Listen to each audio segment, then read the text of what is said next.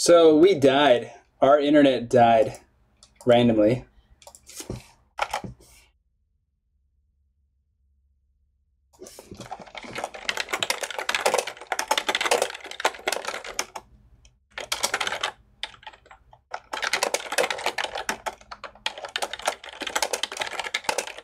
Dude, I've been talking for 3 hours about green. I don't know how the heck is that even possible. Is that it? It did not feel like 3 hours. I do feel a little fatigued and my voice is a little bit dead.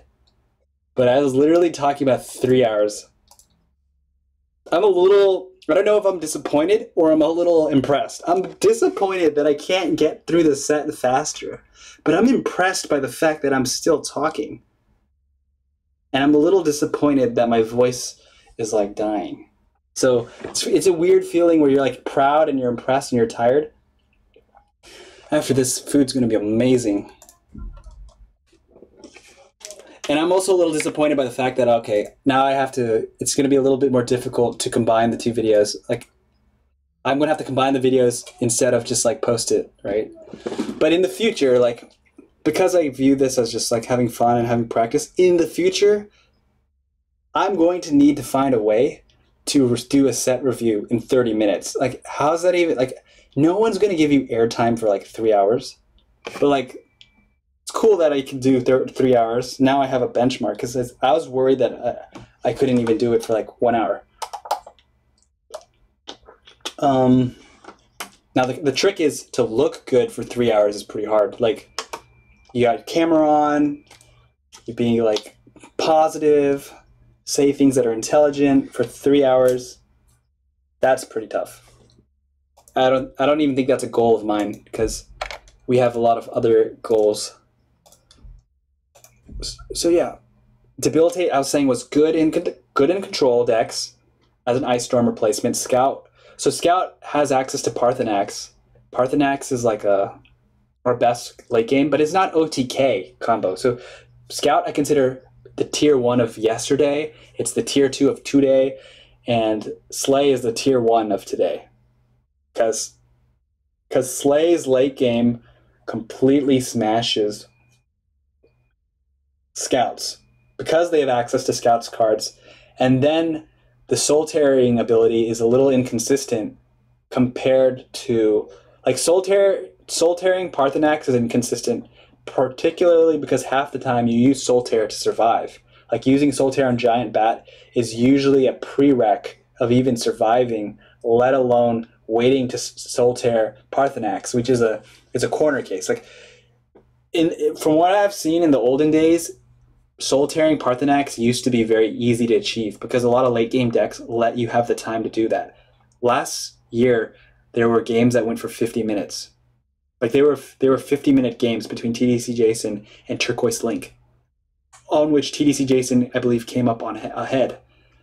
That was last year's QuakeCon, or last year's Master Series. This year, even the most... Okay, now games don't go to 50 minutes anymore. So Journey to Savingrad has been seriously... It's not unplayable. It's still good in certain decks that can power cycle. But Journey to Savingrad is much, much worse in those decks that are like the inevitability decks. The decks that I'll stall you out for 50 minutes and then I'll use Journey to Savingrad. Those decks don't work because OTK combo with Unstoppable Rage is literally how the finals were won twice, both for Master Series Qualifier 1, Master Series Qualifier 2. It involved Unstoppable Rage on top of a Flesh Atronach. That's how, and that's an instant kill from 30 life. All it needs is some kind of small guy on the board. And if you're playing Journey to Savingrad, you're putting small guys on the board. If you're playing Scout, you have small guys on the board.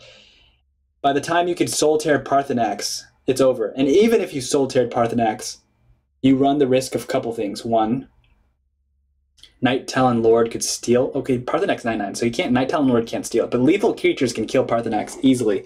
So you're kind of in a bind where lethal creatures with Archer's Gambits can kill your most dangerous creatures, and your Slay.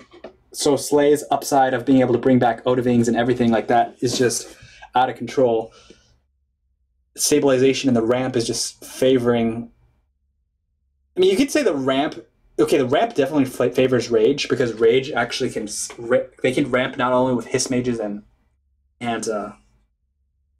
Tree Minders, but also Venom Tongues, right? And Venom Tongues can get multiple triggers pretty easily, and then Dark Brotherhood Sanctuary can give that even multiple triggers. So that's what. So Scout would be the one that benefits from Debilitate the most, obviously. It's interesting how Slay is a control deck that does not seem to care to run Debilitate. The rationale behind Slay is the only decks that kill Slay are Slay or decks that killed me before I could even use Debilitate. That seems to be the rationale that has come. So, like, Debilitate, for example, is great against warded creatures, but it's bad against Witherhand Cultist. Witherhand Cultist is one of the most favored kind of cards to be used against Archer's Gambit kind of decks. So, basically, the way Tournament plays out is Slay decks are saying, look, Slay's best shines in late game. So, when people design their lineup, they design half their lineup to deal with early game, and then they design half their lineup to deal with late game. And then Slay is the tier 1 deck of choice to be their control deck to basically take down other control decks. So they basically decide, look, we aren't going to optimize this deck against aggro. But some players did. Actually, some players, Frenzy and Please Don't Hack Me, teched to go anti-aggro. Some players like Really Boo and Thuldir, they tech to go anti-control. And that's important because if you tech to do anti-control, Slay versus Slay, the anti-control version is going to win. Usually speaking. Not always, but usually. The anti-aggro deck has a more flexible, more loose, can deal with more threats, but the top end will be a little bit weaker.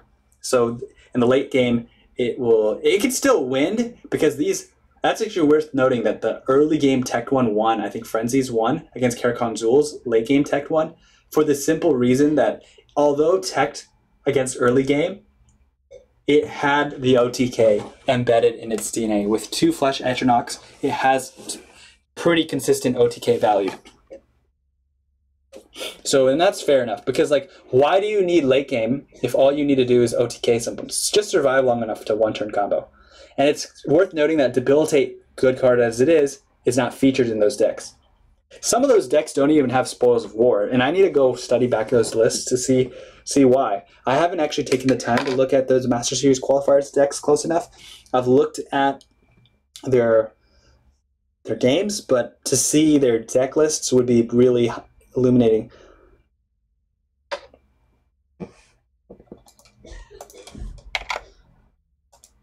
Empire Dreadmage.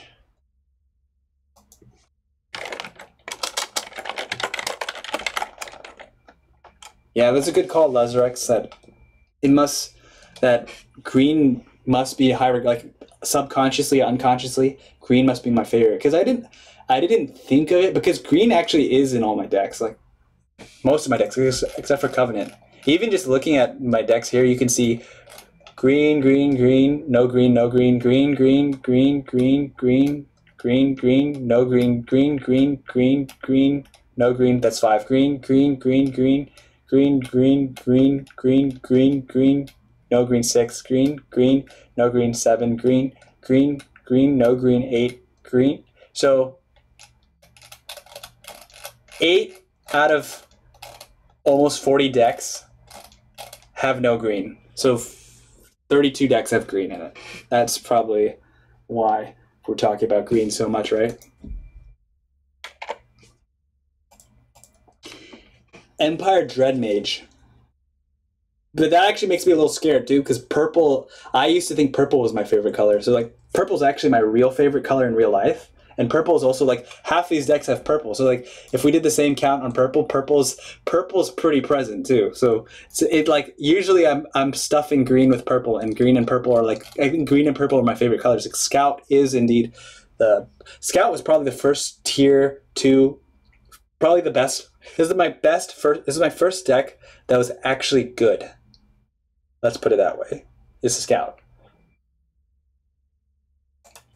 Empire Dreadmage. 7/7/5. Summon if you have another creature in each lane, give a creature -2/-2.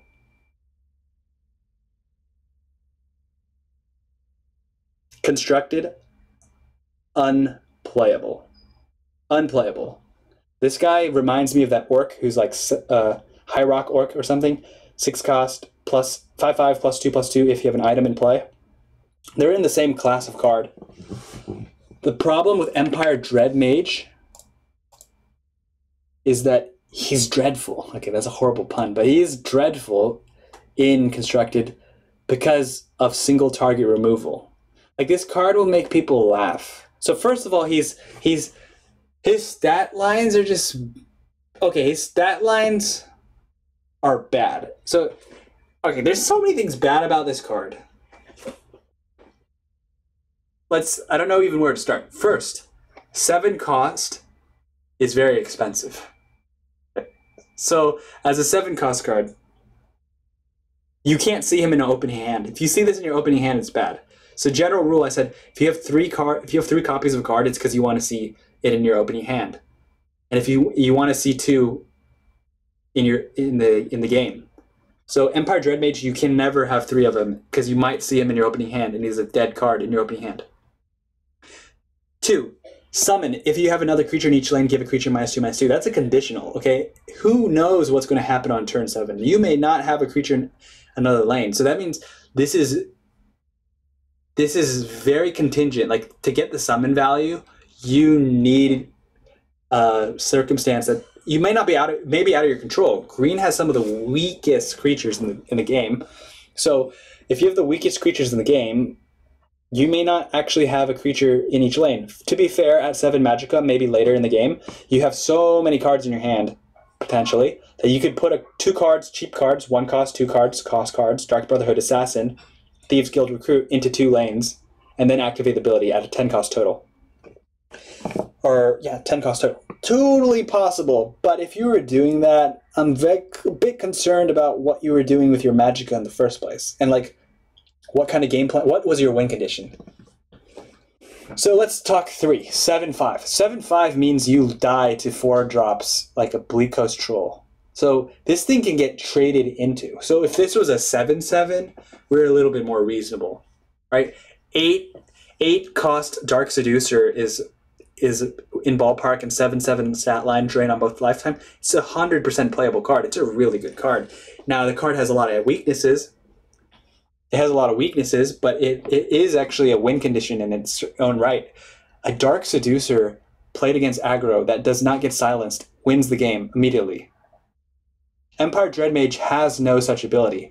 If he gets his ability off, does that mean you've won? No, because if you're against aggro, he's not guarding any lanes. Dark Seducer is. He's not putting the drain potential. Okay. They're not going to trade into Dread Mage, but they're probably have almost killed you, and they're putting in a lot of Cliff Racers. So they're just trying to top deck. They're trying to top deck sort of charge creatures and maybe put items on them, right? In that kind of situation, Dread Mage is useless. His 7 attack you and becomes a liability because he can't attack. Because if he attacks, he's going to give your opponent a higher probability of drawing the right charge creature, the right item, and perhaps even triggering a prophecy that will make you lose the game. So against aggro, he's too slow, and his 2/2 is his -2/-2 is the only thing you'd need in the aggro situation, and he's not a win condition because he doesn't by herself make you. Is it a he or she? Looks like a she. By herself, she cannot instantly win the game like a Dark Seducer. Dark Seducer instantly wins the game against aggro. Sure, Dark Seducer costs 1 more, but it wins the game against aggro. That being said, even though Dark Seducer has that win condition potential, Dark Seducer's still been cut from a lot of my decks. Dark Seducer used to be my favorite three of. I used this against aggro. That was before I started playing aggro myself and started running into the high-level players who all run Halalu Sharpshooters and Earthbound Spinners, 3 of. So those people run 3 silence, like so many. In a dual-color deck like Crusader with 3 Halalu Sharpshooters, they like have such a high probability of silencing your Dark Seducer that Dark Seducer is a gamble. It's literally a gamble. You're basically saying you've got 2 cards in your hand. Does he have a silence? Actually, against the high-level players, it almost always comes down to yes, they do, because they are saving the silence for that guard. They like usually for the final push they save the silence for the final guard. So Dark Seducer has no longer become to me even viable. So if Dark Seducer is not viable to protect yourself against aggro, Empire Dreadmage is horrible. Now Control would just laugh at this card because Control would just kill this card so easily. There are just so many cards that can kill this card. And it is so slow. So this card is not, like you might say 7/5 is aggressively statted, but it's not, because aggressively statted is relative to how fast you can put the card onto the board. So even a Nord Firebrand is more aggressively statted than this Dread Mage because he's a 0 cost who can come down on turn 1 and he has 1 attack. He's more aggressively statted because he's adding 1 more attack, pushing that damage immediately. Dread Mage is coming down so slow, and all it takes is a Tree Minder and he can't attack. So if they can block you with a Tree Minder, they can block you with a Guildsworn Recruit. The worst guard could beat him, which is, so from an aggressive point of view, we could stop him with a Thieves Guild, with like a 2-drop. He's vulnerable to Shackles, which is not true with charge creatures. A Cliff Racer is better because a Cliff Racer gets the 4 in. If they Shackle, you're not stopping that 4 damage. Shackling Empire Dreadmage is kind of out of the picture. Single target removable, he's down. The tempo loss of putting this card down and a single target removal, like Edict of Azure taking her out, would set you back because they actually, not only could they remove you on turn 8 with 4 cost, they can develop a 4-cost creature, who, by the way, could be a Drain creature or 2 Drain creatures. It could be 2 Barrow Stalkers. And 2 Barrow Stalkers would be like, okay, well, you lost if you're on the aggression plan. From a control point of view, this card's not enough of a win condition to win the game. Like, a control deck at 7 Magicka should be looking, okay, you've already survived aggro. Or like, for 7 cost, we're looking at things like Debilitate. Debilitate could help you survive, or you're looking at something that could beat down a more control-y deck, like even higher late game. Like, sometimes control decks can close the game out at turn 7 with the beatdown plan. This card, I mean, to make an argument, maybe that's the best use case for it, but even then, it's just not good enough, because in the control-to-control mirror, the ability to remove this with a Territorial Viper, with a Sanctuary Pet, with a Fighters Guild Recruit plus Archer's Gambit, there's just too many things that could kill this. So, constructed, unplayable. Arena. Now, this is funny. Arena, this card's good. Like, this is a card that's so bad, so garbage in Constructed. But it's playable in Arena. Not just playable, it's actually good in Arena. The reason why it's good in Arena is because sometimes you only need to hit them in the face with 7 damage and they're dead. And this card's decently difficult to deal with and easy to protect. Because guards are more common, prophecies are more common, and there's a lot of... So, like, if you were to draft this card into Arena, triggering the -2/-2 is pretty easy, and it's also very relevant. So, like, taking off a creature from the board with a -2 is a huge tempo swing that might not come into play in a constructed match, because in a constructed match, -2/-2 does not kill a Falkirth Defiler. It doesn't kill these... It may not deal with threats that they're hiding in their hand. It doesn't do anything to the Flesh Atronach. Like, if they have a Flesh Atronach OTK in their hand, this doesn't do anything. And that's why, relative to the universe it's in, it doesn't do anything in a world where Flesh Atronach won 2 tournaments in a row. But in Versus Arena, Flesh Atronach is a potato, because Flesh Atronach literally needs cards in the grave. How many cards do you have in the grave? And, like, you're going to have like 2-3 cards in the grave.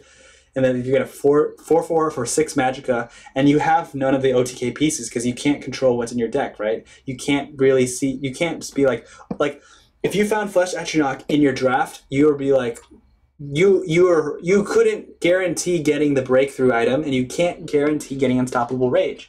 In Constructed, you have those choices available to you. And it's funny because that flips it, because Dread Mage suddenly becomes good because the triggering is easy, the -2/-2 can take out threats. The 7 attack is relevant because you're actually usually trying to go face and break runes, and you're not talking about control, and you're not talking about aggro. In Versus Arena, there's no control and there's no aggro. There's different tempo swings. And this is a high tempo swing card. And it's also a low removal environment because there are no control decks in Versus Arena. Like, you can accidentally build a draft one, but there's nobody's deck is 100% control because no one's draft can be that strong, right? You can luck out very small, but it's very corner edge case. In general, 90% of the decks are just a bunch of cards put together, and they're all tempo swings. So it's who has the better tempo swings and who can string their tempo swings better to put together a win. And in this case, everything about this card is okay. For example, getting at turn 7 playing this card doesn't even feel bad. It actually can make the person inspired dread. Like, it can actually put this card on turn 7. They don't have any removal spells. They're actually thinking to themselves, well, if I put a guard in front of it, he just kills the guard with it. If I don't put a guard in front of it, I'm going to take 7 damage and I might die. So, and part of the value of this deck card, at least 1/3 of the value from the -2/2, already triggers upon play. So even if they remove it, you can still feel comfortable. Like if they used a Piercing Javelin on him, it's okay because at least 2 Magicka maybe went to the -2/2 to a creature.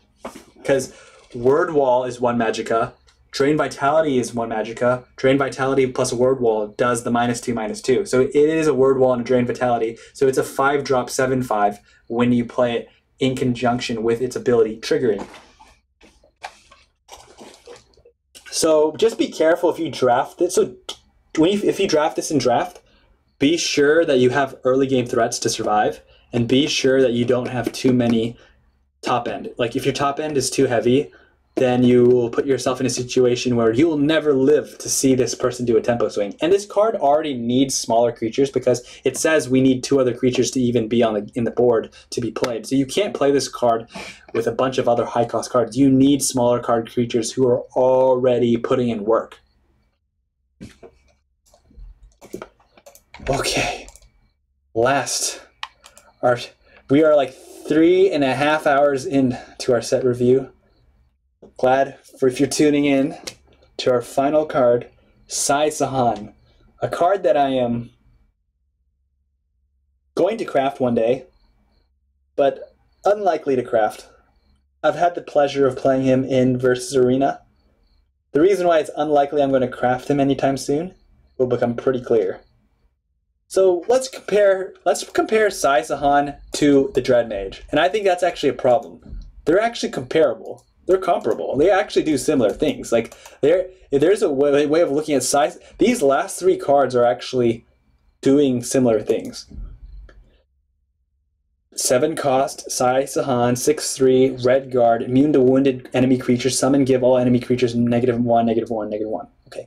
So he has the exact same cost as a Dread Mage. He has less toughness and less attack than a Dread Mage. So we're already so from there, just looking at stat line, he's 3 stats worse than a Dread Mage because he's 2 defense less, 1 attack less. So that's really important to know that his ability, give all enemy creatures -1/-1, is actually weaker than Debilitate because Debilitate's -2/-2. Debilitate also has the upside of being potentially a 0-cost card, right? But it has the same effect of Debilitate basically saying, these are permanent stat decreases. This could come in clutch. Like, the best time this would come in is you play Sai Sahan, and there's this big creature, Bleak Coast Troll, a Bleak Coast Troll will never be at 5/1. That's actually clear. So, to be clear, a Bleak Coast Troll could never, ever be at 1 stat defense because its ability reads Slay +1/+1. So if it survived, okay, it could be at 5/1 if he got Lightning Bolted. I correct myself. He could be at 1 toughness at 1. But if he traded into something, he will always be at 2 toughness. But the thing is if there's a Bleak Coast Troll and he's 5/1, you play this card and you remove that card. So it acts as a removal and a board. It won't be a board wipe because -1/-1 can't even kill the Thieves Guild recruit, but it can reduce incoming damage, potentially making old Velothi assassins, such as 1/2 lethals or Fighter Guild's recruits, suddenly no longer threatening. With 0 attack and lethal, they can't actually activate lethal. So the summon ability is worse than Debilitate, and his stats are worse than Dread Mage. So his next ability better be freaking good. Like his last part, which I ignored, better be amazing. Immune to wounded enemy creatures. So if you're not sure how that works, every single enemy creature that got -1/-1 counts as wounded because they took damage. -1/-1 is taking damage. So if Sai Sahan was to attack a Parthenax, like let's say there's a Parthenax, and Sai Sahan come down, and Sai Sahan was to attack that Parthenax, well, Parthenax wouldn't die because he has 9 health, but Sai Sahan wouldn't die either because he is immune to wounded creatures. He'll take 0 damage. So he can attack Odiving, a 10/10, and Odiving would not kill him. Granted, him attacking Odiving doesn't really do anything because Odiving already did the 4 damage board clear, and being a 10/10 didn't die. So Sai Sahan could theoretically, the sword master he is, could block, could attack. Okay, he can't block because he doesn't have guard. So he could attack any creature that's taken damage and just survive the trade. And if they have 6 toughness or less, he'll take them out. I think this is a cool ability, and I think it's useless. Like, I think it's cool, but it's not very good. Because, from my experience, like, we're talking about constructed here. In Arena, this is good. Like, in Arena, but it's hard. In Arena, when you see a legendary draft pick, you always see 3 legendary cards. Sai Sahan is a middling legendary, I would say. I don't think he's an auto grab. Like, for example, Unkano is better than Sai Sahan, in my opinion. Tazcat's better than Sai Sahan. Varen Aquilarius is better than Sai Sahan. There's a lot of cards that are better than Sai Sahan for their own unique reasons. But that doesn't mean they're better than Sai Sahan in everything. They may be better than Sai Sahan on average. And Sai Sahan definitely has a use case where he's way better than Unkano. Like, if there are 4 1/1 creatures, sorry, if there are 4 1 toughness creatures on the board, Sai Sahan's like the dream. He would kill all 4 of them, right? And put a body. We were talking about tempo swings. In Arena, it's all about tempo swings. The tempo swings he's capable of are very high. And if you're faced with bad legendary picks, you instantly pick them because there are definitely bad legendaries. Dragon Mound. I lost my last Arena because I put Dragon Mound in my deck. Because I was trying to have fun. Let's put it that way. I put Dragon Mound in my deck. That's a bad legendary. Don't put it in your deck in Arena. Now, immune to wounded creatures. Why is that not relevant in Constructed? Well, let's think about it.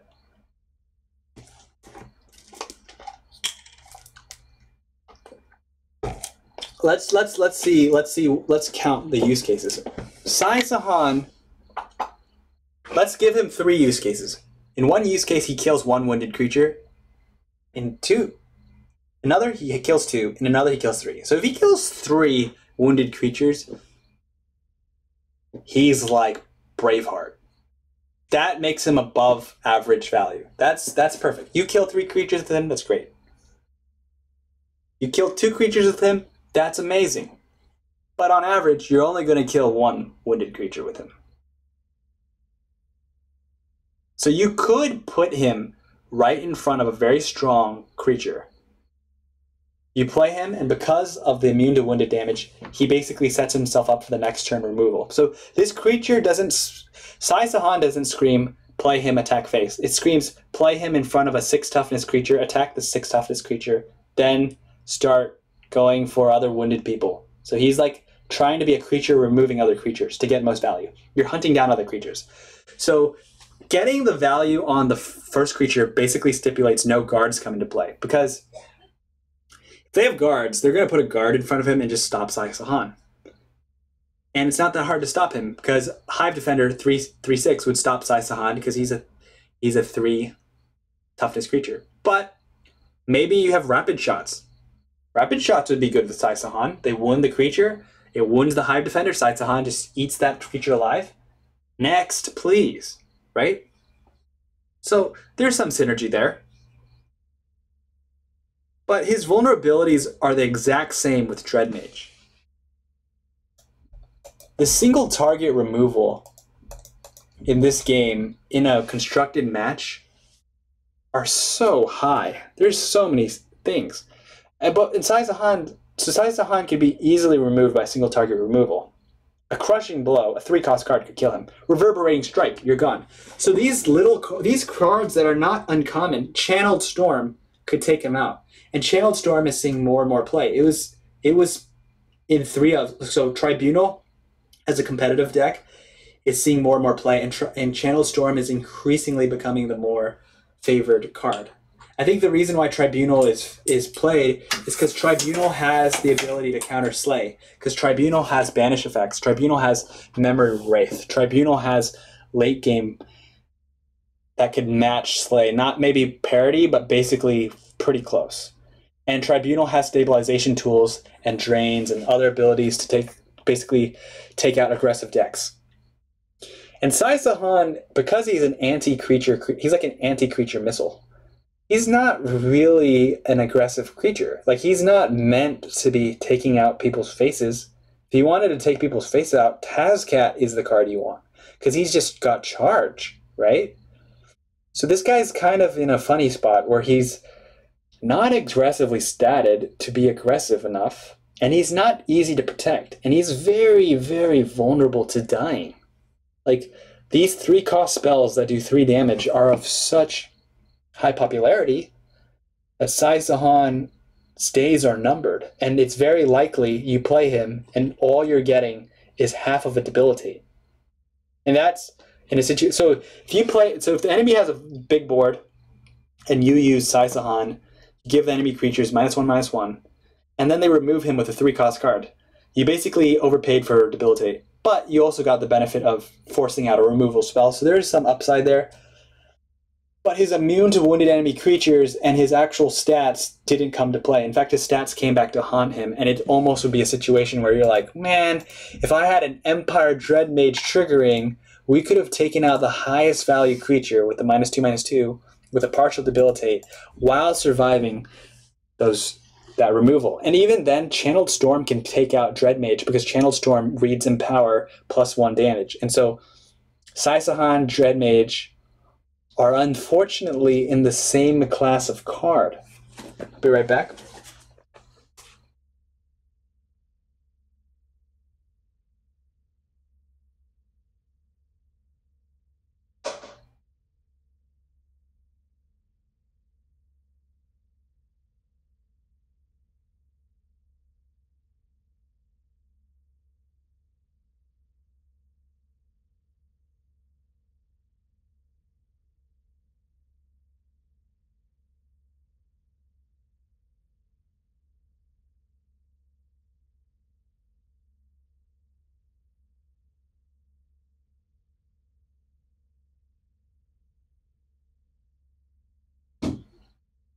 So, does Sai Sahan really slow down the opponent? So Sai Sahan's good against people with a wide board, I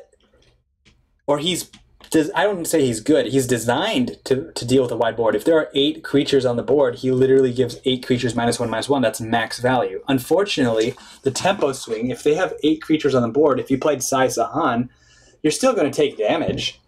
And Sai Sahan himself can be removed very easily, and in that situation, would you not prefer to have debilitate? If they had 8 creatures on the board, you would want debilitate more than Sai Sahan.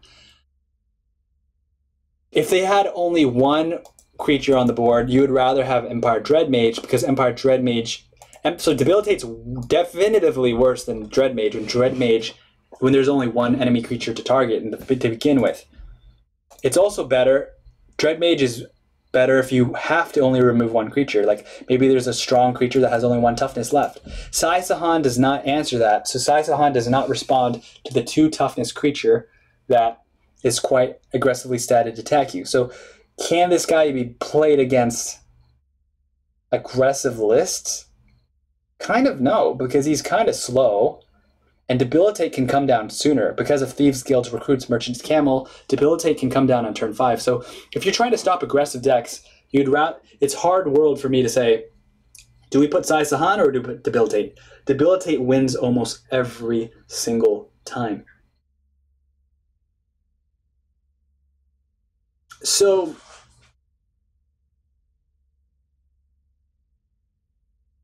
the thing is, this card can be crazy. But more than not, he's just getting removed, and he's operating as a crappier Debilitate. Aggressive decks can't really say that he's amazing because he's not fast enough. He doesn't have charge. He's got an expensive cost. Defensive decks can't really say they like him because he's not a win condition. So a control deck can't like him because he's not the best stabilization tool available. Ice Storm and Debilitate are better stabilization tools. On top of that, he's not a win condition because being so easily removed means he's not a win. He can't be a win condition. Like if they can just remove him with an Ice Storm, or like there's so many lower cost cards that remove him that make him an unreliable win condition.